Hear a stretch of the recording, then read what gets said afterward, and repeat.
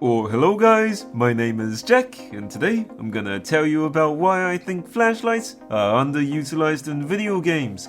Flashlights are an integral part of the action and mystery genres, while being ubiquitous with the horror genre, and yet the spotlight is scarcely shone on the flashlights themselves. With such a wide variety of modern, novel, and avant-garde designs, the world of flashlights have so much to offer to the video game genre. So we all know flashlights and horror to go hand in hand, but for most games, we only engage with a single light with a single beam type for the duration of the game. Such a model is easier to balance for gameplay, but doesn't quite do the modern flashlight industry justice. The idea of flashlights in video games still seems to wade from the same middling pool of lights from 20 years ago. The worlds are more detailed, the monsters are scarier, graphics are scarily realistic, and yet we're still stuck with the same triple-digit lumen lights of decades past, eh? Well, I think it's time to bring the new generation of flashlights into the light. Well, a lot has changed since the days of low-output incandescent lights, especially over the past decade. When you think of a flashlight, what comes to mind? Is it one of those hulking lantern incandescents? Is it a cheapo plastic flashlight by Eveready? Or maybe a baton-like police star mag light? Now those are all some pretty classic flashlight designs that movies and TV have trained you to remember, eh? But those are the lights of old.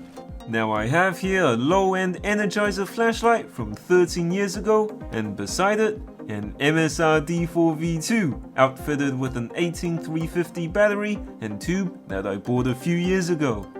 So the Energizer one on the left wasn't exactly powerful for its time, and I'd wager it outputs a few dozen lumens at best, eh? This is the sort of output you see in horror games, but not quite. I'll get to that in a second, eh? It sports a 1300 mAh battery and takes 8 hours to charge. Or allow me to demonstrate the difference in output compared to my MSR. So my D4V2 here has an output of around 4000 lumens and charges in about a couple of hours. Well, why such a difference?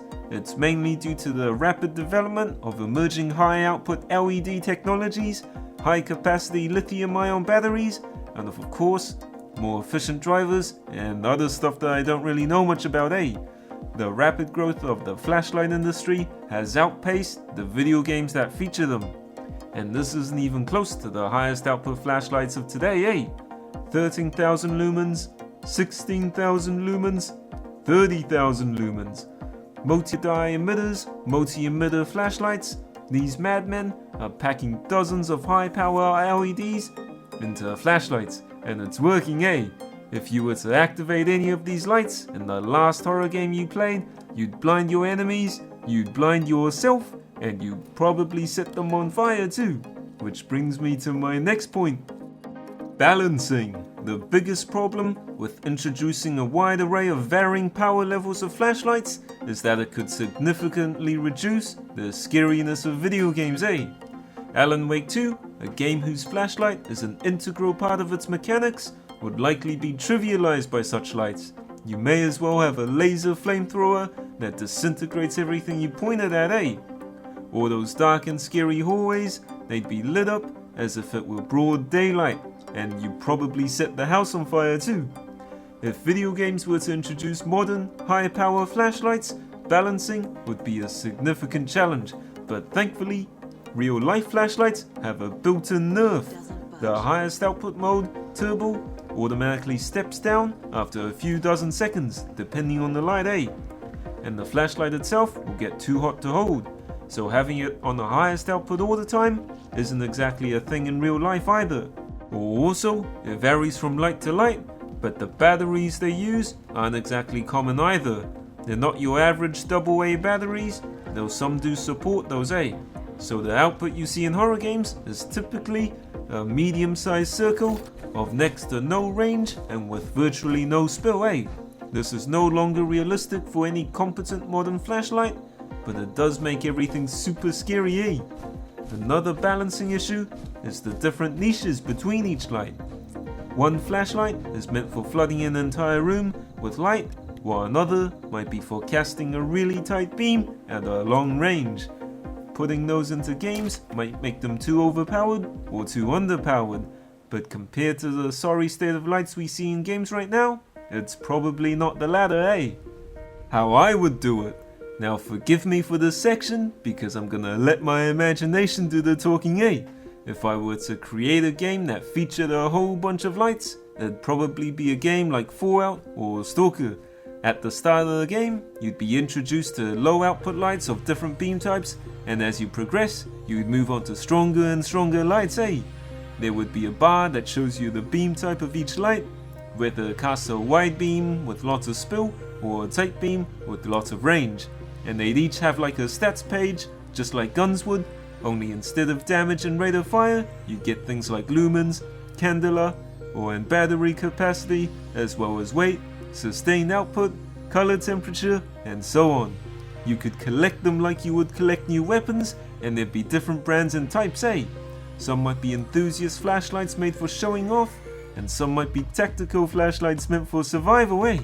Some might be really good at maintaining a low output for a long time, or vice versa, eh? There would be a flashlight for every occasion. You'd have keychain flashlights, lanterns, lumen monsters, right angle flashlights, headlamps, weapon lights, lasers, RGB lights, backlights, flashlights built into pens, flashlights sewn into your jacket, flashlights that replace your eyes. Oh, okay, I'm getting carried away, eh? But if you think about it, it's much more realistic to carry a dozen flashlights on your body than a dozen guns, eh? All these horror games would give you a single flashlight to carry around for the duration of your game from start to finish. They're with you the whole time while you swap out guns and armor and attachments and whatnot, so why not flashlights too, eh? If you were to implement flashlights as a core component of gameplay, you could have the light step down if you blasted on turbo and force a cooldown on it afterwards, eh? And if the devs were to go really mad, they could make swappable parts and attachments, just like the gunsmith in Call of Duty, eh? Well anyway, this has been my 2 cents on the state of flashlights in video games. I think they're super underutilized, and there's so much room for a big game to input in the whole flashlight economy or component, eh? I can't wait to open up a chest in game and receive a legendary 7000 lumen thrower equipped with an SBT90 LED, eh? Well anyway, I hope you've enjoyed this video, and I'll see you in the next one!